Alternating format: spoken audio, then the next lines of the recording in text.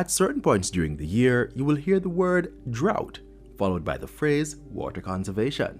But why is this? Why do we have droughts? And why can't we use water as we please? After all, it will rain at some point, and we'll have more, right? Well, yes and no. To understand why this is not so simple, we first need to understand what a drought is, the causes, its impacts, and what can be done about it.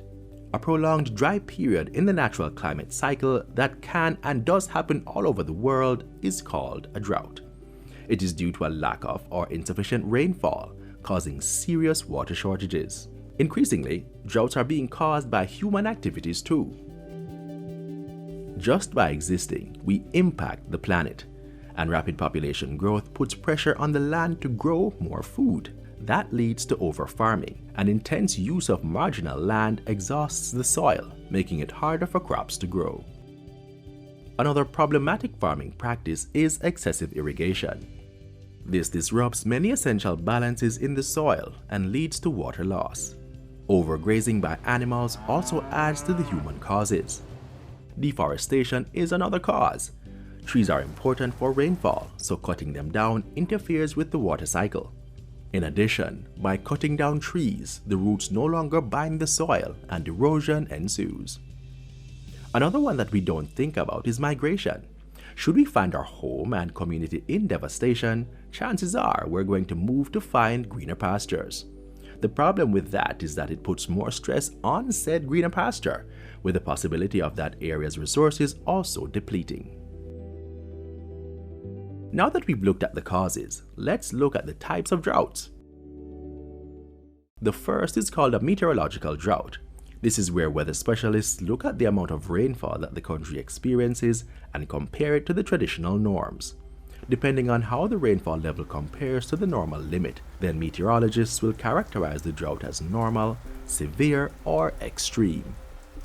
This will then lead to a hydrological drought, which occurs when our water supplies, such as our reservoirs, become depleted due to the lack of rainfall.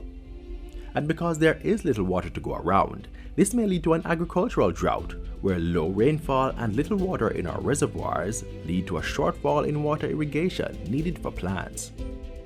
In Jamaica, the dry season begins in December and continues until April. During this period, we experience a meteorological drought, and a hydrological drought usually follows rapidly due to the strains on water systems. And all of this could lead to a socioeconomic drought, as the demand for economic goods exceeds supply as a result of the water shortage. Once you've learned what a drought is, you know its first impact is on our water resources. When water is scarce, all life forms are at risk. Water habitats such as rivers, ponds, and wetlands decrease and can cease to exist. Droughts affect plant life, which affects animal life, both of which affect human existence. It affects livelihoods, where professions that depend on agriculture become vulnerable. It destabilizes the economy when households and industries are affected, leading to rationing and conflicts over water resources. Also price gouging due to the food shortages caused by unavailability of goods because of a drought. It increases the risk of destruction. With the dryness of vegetation caused by a drought, the risk of wildfires becomes more likely. Health issues develop when there is a lack of water, causing poor sanitation.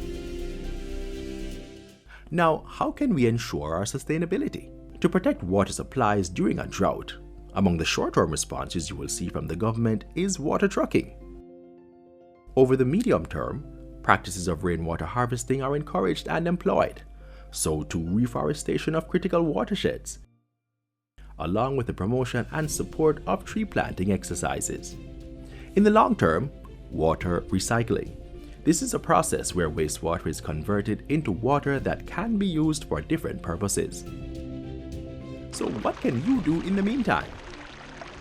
Water conservation, going back to that word we spoke of in the beginning. We should not only conserve water during periods of drought, but certainly during those times it becomes paramount. And we should not take water leakages for granted, as this is wasting a precious commodity that you and others need.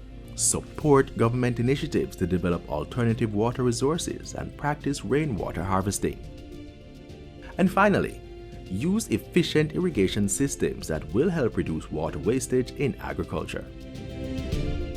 Addressing issues of drought requires everyone to be on board.